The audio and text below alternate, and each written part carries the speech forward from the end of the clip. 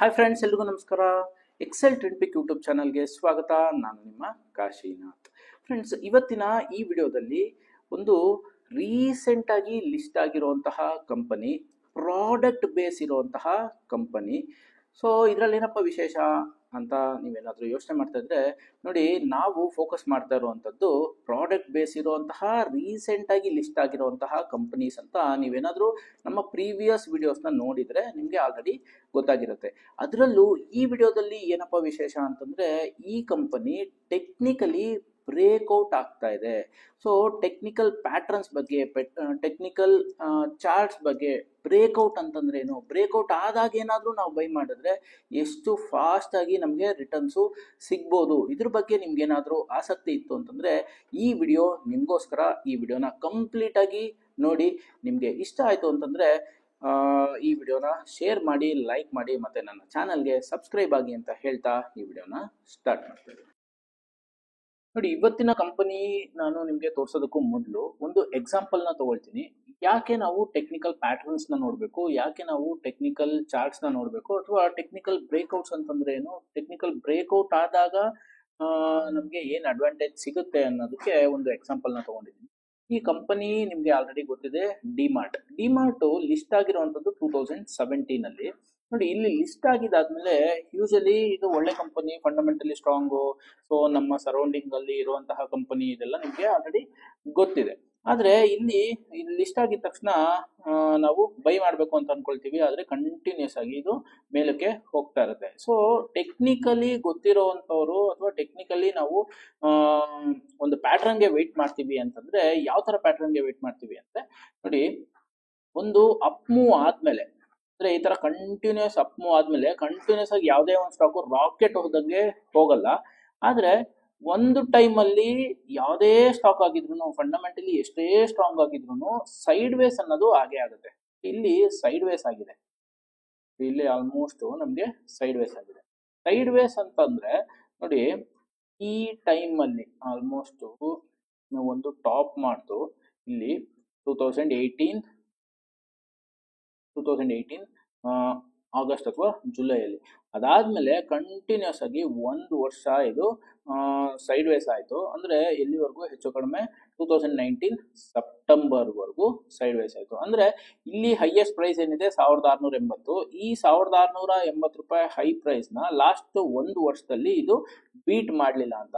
ಅಂದರೆ ಈಗ ನೆಕ್ಸ್ಟ್ 1680 ರೂಪಾಯಿ ಮೇಲ್ಗಡೆ ಹೋಗಕ್ಕೆ ಸ್ಟಾರ್ಟ್ ಆಗಿದ್ದು ಯಾವಾಗ ಅಂತಂದ್ರೆ ಸೆಪ್ಟೆಂಬರ್ 2019. ಅಂದರೆ ಇಲ್ಲಿಂದ ಇಲ್ಲಿವರೆಗೂ ನಮಗೆ ಕ್ಲಿಯರ್ ಆಗಿ ಚಾರ್ಟ್ ಅಲ್ಲಿ ಗೊತ್ತಾಗ್ತಾ ಇದೆ, ಅಪ್ಪರ್ ಬ್ಯಾಂಡ್ ಕೆಳಗಡೆ ಇದೆ, ಪ್ಲಸ್ ಸ್ಟಾಕು ಕೆಳಗಡೆ ಮೇಲ್ಗಡೆ ಕೆಳಗಡೆ ಮೇಲ್ಗಡೆ ಹೋಗ್ತಾ ಇದೆ. ಅಪ್ಪರ್ ಬ್ಯಾಂಡ್ ಮೇಲ್ಗಡೆ ಎಲ್ಲೂ ನಮಗೆ ಬ್ರೇಕ್ಔಟ್ ನ ಕೊಟ್ಟಿಲ್ಲ ಅನ್ನೋದು ಕ್ಲಿಯರ್ ಆಗಿ ಗೊತ್ತಾಗ್ತಾ ಇದೆ. ಸೊ ಆಸ್ ಎ ಟೆಕ್ನಿಕಲ್ ಗೊತ್ತಿರೋಂಥವ್ರು ಈ ತರ ಸೈಡ್ ವೇಸ್ ಝೋನ್ಗೆ ವೆಯ್ಟ್ ಮಾಡಿ, ಅದಾದ್ಮೇಲೆ ಬ್ರೇಕ್ಔಟ್ ಆದಾಗ ಇನ್ವೆಸ್ಟ್ಮೆಂಟ್ ನ ಅಥವಾ ಟ್ರೇಡ್ ಪರ್ಪಸ್ ಅಥವಾ ಶಾರ್ಟ್ ಟರ್ಮ್ ಟ್ರೇಡ್ ಪರ್ಪಸ್ ನಾವು ತಗೊಂಡಾಗ ನೋಡಿ, ಇಲ್ಲಿ ಬ್ರೇಕ್ಔಟ್ ಆಗಿದೆ. ಇಲ್ಲಿ ಬ್ರೇಕ್ಔಟ್ ಆಗಿದ್ದಾದ್ಮೇಲೆ ನಮ್ಗೆ ಇಲ್ಲಿಂದ ಫಾಸ್ಟ್ ಆಗಿ ಹೆಚ್ಚು ಕಡಿಮೆ ಒಂದು 40% ಒಂದು 4 ತಿಂಗಳಲ್ಲೇ ಮೇಲಕ್ಕೆ ಹೋಗಿದೆ. ಅಂದ್ರೆ ಒಂದು ವರ್ಷ ಇದು ಸೈಡ್ ವೇಸ್ ಆಯ್ತು, ಅದಾದ್ಮೇಲೆ 4 ತಿಂಗಳಲ್ಲಿ ಒಂದು 40-45% ರಿಟರ್ನ್ಸ್ ನ ಕೊಡ್ತು. ಸೊ ಟೆಕ್ನಿಕಲ್ ಚಾರ್ಟ್ಸ್ ನ ನೋಡೋದ್ರಿಂದ ನಮ್ಗೆ ಈ ತರ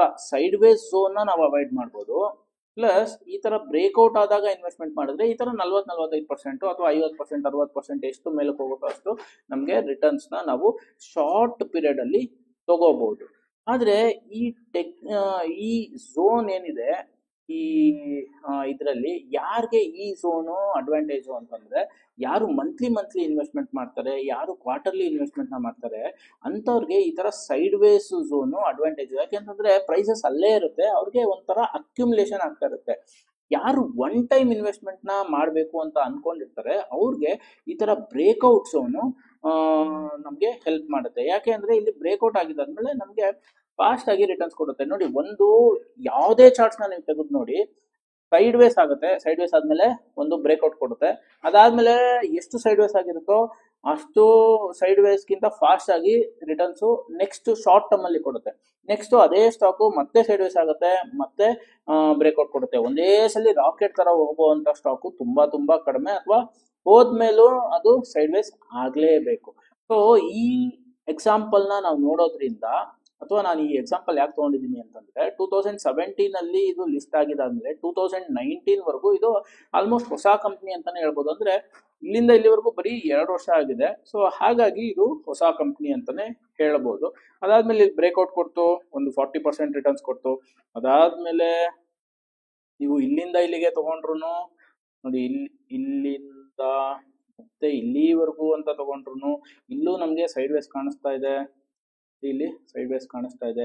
ಹೆಚ್ಚು ಕಡಿಮೆ ನಮಗೆ ಇಲ್ಲಿ 2020 ಫೆಬ್ರವರಿಯಿಂದ ಡಿಸೆಂಬರ್ ಅಂದರೆ ಹೆಚ್ಚು ಕಡಿಮೆ ಒಂದು 10 ತಿಂಗಳು ಸೈಡ್ ವೇಸ್ ಆಯಿತು. ಮತ್ತೆ ಇಲ್ಲೊಂದ್ಸಲಿ ಬ್ರೇಕ್ಔಟ್ ಕೊಡ್ತು. ಇಲ್ಲಿ ಬ್ರೇಕ್ಔಟ್ ಕೊಟ್ಟಿದ್ದಾದ್ಮೇಲೆ ಈ ಸ್ಟಾಕು ನಾನ್ ಸ್ಟಾಪು ಮೇಲಕ್ಕೆ ಹೋಗಿದೆ ನೋಡಿ. ಇಲ್ಲಿಂದ ಆಲ್ಮೋಸ್ಟ್ ಈ ತರ ನಾನ್ ಸ್ಟಾಪು ಮೇಲಕ್ಕೆ ಹೋಯ್ತು. ಅಂದ್ರೆ ಫಂಡಮೆಂಟಲಿ ಸ್ಟ್ರಾಂಗ್ ಆಗಿರುವಂತಹ ಕಂಪ್ನಿ ಈ ತರ ಟೆಕ್ನಿಕಲಿ ಬ್ರೇಕ್ಔಟ್ ಆದಾಗ ನಾವು ಒನ್ ಟೈಮ್ ಇನ್ವೆಸ್ಟ್ಮೆಂಟ್ ಮಾಡೋದಕ್ಕೆ ಟೆಕ್ನಿಕಲ್ ಚಾರ್ಟ್ಸ್ ನಮಗೆ ತುಂಬಾ ಹೆಲ್ಪ್ ಮಾಡುತ್ತೆ. ಪ್ಲಸ್ ಫಾಸ್ಟ್ ಆಗಿ ರಿಟರ್ನ್ಸ್ ಕೊಡುವಂತ ಚಾನ್ಸಸ್ ತುಂಬಾ ಜಾಸ್ತಿ ಇರುತ್ತೆ. ಸೊ ಹಾಗಾದ್ರೆ ಇವತ್ತು ನಾನು ಯಾವ ಕಂಪನಿ ಬಗ್ಗೆ ಡಿಸ್ಕಸ್ ಮಾಡ್ತಾ ಇದ್ದೀನಿ, ಅಥವಾ ಯಾವ ಕಂಪನಿ ನಮಗೆ ಟೆಕ್ನಿಕಲಿ ಬ್ರೇಕ್ಔಟ್ ಆಗ್ತಾ ಇದೆ ಅನ್ನೋದನ್ನ ನೋಡೋಣ. ನೋಡಿ, ಈ ಕಂಪನಿ ಮಾರ್ಕೆಟ್ ಕ್ಯಾಪು 1,60,000 ಕೋಟಿ ಇದೆ. ROCE 54% ಇದೆ, ROE 42% ಇದೆ. ಅಂದ್ರೆ ROCE ಚೆನ್ನಾಗಿದೆ, ROE ಚೆನ್ನಾಗಿದೆ, profit growth from last 3 years 24% ಇದೆ, ಸೇಲ್ಸ್ ಗ್ರೋತ್ 12.9% ಇದೆ. ಪ್ಲಸ್ ನಮಗೆ ಇಂಡಸ್ಟ್ರಿ PE 31 ಇದೆ, ಸ್ಟಾಕ್ PE 29 ಇದೆ. ಅಂದ್ರೆ ಇಂಡಸ್ಟ್ರಿ PE ಮತ್ತೆ ಸ್ಟಾಕ್ PE ನಾವು ಯಾಕೆ ಯೂಶಲಿ ನೋಡ್ತೀವಿ ಅಂತಂದ್ರೆ, ಇಂಡಸ್ಟ್ರಿ PE ಗಿಂತ ಸ್ಟಾಕ್ PE ಏನಾದ್ರು ಕಡಿಮೆ ಇತ್ತು ಅಂತಂದ್ರೆ ಇದು ಅಂಡರ್ ವ್ಯಾಲ್ಯೂಡ್ ಕಂಪನಿ ಅಂತ. ಅಂದ್ರೆ ಇವತ್ತು ಏನ್ ಬ್ರೇಕ್ಔಟ್ ಆಗ್ತಾ ಇದೆ, ಅಥವಾ ನೆಕ್ಸ್ಟ್ ವೀಕಲ್ಲೋ ಅದಕ್ಕೆ ನೆಕ್ಸ್ಟ್ ವೀಕಲ್ಲೋ ಅಥವಾ ನಿಯರ್ ಟರ್ಮ್ ಅಲ್ಲಿ ಏನ್ ಬ್ರೇಕ್ಔಟ್ ಆಗುತ್ತೆ ಆ ಟೈಮಲ್ಲೂ ಈ ಕಂಪನಿ ಅಂಡರ್ ವ್ಯಾಲ್ಯೂಡ್ ಕಂಪನಿ ಆಗಿದೆ. ಅಂದ್ರೆ ಈ ಪ್ರೈಸ್ ಅಲ್ಲೂ ಇದು ಅಂಡರ್ ವ್ಯಾಲ್ಯೂಯೇಷನ್ ಅಲ್ಲಿ ನಮಗೆ ಸಿಗ್ತಾ ಇದೆ ಅನ್ನೋದಕ್ಕೆ. ನೆಕ್ಸ್ಟ್ ನಾವು ಡೆಟ್ ನ ನೋಡ್ತೀವಿ. ಸಾಲ ಬಂದು 1,60,000 ಕೋಟಿ ಕಂಪ್ನಿಗೆ 847 ಕೋಟಿ ಸಾಲ ಏನ್ ದೊಡ್ಡದಲ್ಲ. ಸೊ ಆಲ್ಮೋಸ್ಟ್ ಝೀರೋ ಅಥವಾ ನಿಲ್ ಸಾಲ ಅಂತಾನೆ ಹೇಳ್ಬೋದು. ಸೊ ಇಲ್ಲಿ ನಾವು ಫಂಡಮೆಂಟಲ್ಸ್ ನ ಚೆಕ್ ಮಾಡಿದ್ವಿ. ಫಂಡಮೆಂಟಲ್ಸ್ ಈ ಕಂಪನಿದು ತುಂಬಾ ಸ್ಟ್ರಾಂಗ್ ಇದೆ ಅಂತ ಗೊತ್ತಾಯ್ತು. ಏನೇನ್ ನೋಡೋದ್ರಿಂದ ಸ್ಟ್ರಾಂಗ್ ಇದೆ? ROCE, ROE, sales growth, profit growth, OPM operating profit margin ಇದೆಲ್ಲ ಚೆನ್ನಾಗಿದೆ ಅನ್ನೋದು ನಮ್ಗೆ ಗೊತ್ತಾಯ್ತು. ಓಕೆ, ನೀವು ಇನ್ನೂ ಫಂಡಮೆಂಟಲ್ಸ್ ನ ಈ ಕಂಪ್ನಿದು ನೋಡ್ಬೇಕು ಅಂತಂದ್ರೆ next profit and loss account ನೋಡ್ಬೋದು. ಇನ್ವೆಸ್ಟರ್ಸ್ದು ಒಂದು FIIs ಎಷ್ಟು ಹೋಲ್ಡ್ ಮಾಡಿದ್ದಾರೆ, DIS ಎಷ್ಟು ಹೋಲ್ಡ್ ಮಾಡಿದ್ದಾರೆ ಅನ್ನೋದನ್ನು ನೀವು ನೋಡ್ಬೋದು. ನೆಕ್ಸ್ಟ್ ಈ ಕಂಪನಿಯ ಟೆಕ್ನಿಕಲ್ ಚಾರ್ಟ್ ನೋಡಿ. ಈ ಕಂಪನಿ ಆಲ್ಮೋಸ್ಟ್ ಲಿಸ್ಟ್ ಆಗಿರುವಂತದ್ದು ಸೆಪ್ಟೆಂಬರ್ ಮಂತ್ ಅಲ್ಲಿ.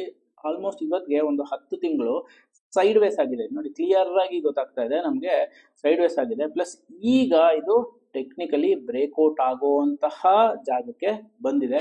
ಸೊ ನೆಕ್ಸ್ಟ್ ವೀಕಲ್ಲೋ ಅದಕ್ಕೆ ನೆಕ್ಸ್ಟ್ ವೀಕಲ್ಲೋ ಅಥವಾ ಕಮ್ಮಿಂಗ್ ಮಂತ್ ಅಲ್ಲಿ ಇದು ಬ್ರೇಕ್ಔಟ್ ಆಗ್ಬೋದು. ಸೊ ಫಂಡಮೆಂಟಲಿ ಸ್ಟ್ರಾಂಗ್ ಆಗಿರುವಂತಹ ಕಂಪ್ನಿ ಟೆಕ್ನಿಕಲಿ ಬ್ರೇಕ್ಔಟ್ ಆದಾಗ ಡಿಮಾರ್ಟ್ ಯಾವ ತರ 40%, 50%, 60% ರಿಟರ್ನ್ಸ್ ನ ಕೊಡ್ತೋ ಅದೇ ತರನೇ ಈ ಕಂಪ್ನಿ ಕೂಡ ರಿಟರ್ನ್ ನ ಕೊಡ್ಬೋದು. ಸೊ ಇಲ್ಲಿ ನಾನು ನಿಮ್ಗೆ ಇದು ಕೊಟ್ಟೇ ಕೊಡುತ್ತೆ ಅಥವಾ ಈ ಕಂಪ್ನಿಗೆ ಇನ್ವೆಸ್ಟ್ಮೆಂಟ್ ಮಾಡಿ ಅಂತ ಈ ಕಂಪನಿಯ ಹೆಸರನ್ನ ತಗೊಂಡಿಲ್ಲ. ಆದ್ರೆ ಟೆಕ್ನಿಕಲ್ ಚಾರ್ಟ್ಸ್ ನ ನಾವು ಈ ತರ ಇಂಪ್ಲಿಮೆಂಟ್ ಮಾಡಿದ್ರೆ ನಮ್ಗೆ ಒಂದು ಗ್ರೋತ್ ಅಂತೂ ಸಿಗುತ್ತೆ ಅನ್ನೋ ಉದ್ದೇಶದಿಂದ ನಾನು ಈ ವಿಡಿಯೋನ ಮಾಡ್ತಾ ಇದ್ದೀನಿ. ಸೊ ಈ ಟೆಕ್ನಿಕಲ್ ಚಾರ್ಟ್ಸ್ ಈ ತರ ಸೈಡ್ ವೇಸು ಪ್ಲಸ್ ಬ್ರೇಕ್ಔಟ್ ಇದನ್ನ ನೀವೇನಾದ್ರೂ ಕಂಪ್ಲೀಟ್ ಆಗಿ ಕಲಿಬೇಕು ಅಂತ ಆಸಕ್ತಿ ಇತ್ತು ಅಂತಂದ್ರೆ ನೀವು ಕಲಿಬಹುದು. ಯಾರು ಟೆಕ್ನಿಕಲಿ ಈ ತರ ಸ್ಟ್ರಾಂಗ್ ಇರ್ತಾರೋ ಅವರು ಒಂದು ಮೊಮೆಂಟಮ್ ಟ್ರೇಡ್ ನ ಪ್ಲಸ್ ಮೂಮೆಂಟ್ ಆಗ್ತಾ ಇರುವಂತ ಸ್ಟಾಕ್ ನ ಕ್ಯಾಚ್ ಮಾಡೋದಕ್ಕೆ ಸಾಧ್ಯ. ಸೊ ನೀವು ಮಂತ್ಲಿ ಇನ್ವೆಸ್ಟ್ಮೆಂಟ್ ಮಾಡ್ತೀವಿ ಅಂತಂದ್ರೆ ಟೆಕ್ನಿಕಲ್ ಚಾರ್ಟ್ಸ್ ಆ ತರ ಏನು ನೋಡೋದು ಬೇಕಾಗಲ್ಲ. ಆದ್ರೆ ಒನ್ ಟೈಮ್ ಇನ್ವೆಸ್ಟ್ಮೆಂಟ್ ನ ಮಾಡ್ತೀವಿ ಅಂತಂದ್ರೆ ಟೆಕ್ನಿಕಲ್ ನಾಲೆಡ್ಜ್ ಇತ್ತು ಅಂತಂದ್ರೆ ನಿಮ್ಗೆ ಟೈಮ್ ನ ನೀವು ಕ್ಯಾಚ್ ಮಾಡ್ಬೋದು. ನೋಡಿ, ಇಲ್ಲಿ ನಾವು ಏನೇನ್ ನೋಡಿದ್ವಿ, ಫಂಡಮೆಂಟಲಿ ಸ್ಟ್ರಾಂಗ್ ಇದೆ ಅಂತ ನೋಡಿದ್ವಿ. ಅದೇ ಕಂಪ್ನಿಗೆ ಟೆಕ್ನಿಕಲ್ ಅನಾಲಿಸಿಸ್ ನಾನು ಅಳವಡಿಸ್ಕೊಂತಾ ಇದೀವಿ. ಆಗ ನಮ್ಗೆ ಟೈಮ್ಸ್ ನ ಮ್ಯಾಚ್ ಮಾಡ್ಬೋದು.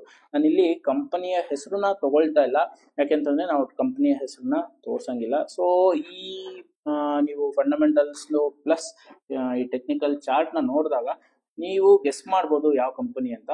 ಅದನ್ನ ನೀವು ಕಮೆಂಟ್ ಸೆಕ್ಷನ್ ಅಲ್ಲೂ ತಿಳಿಸ್ಬೋದು.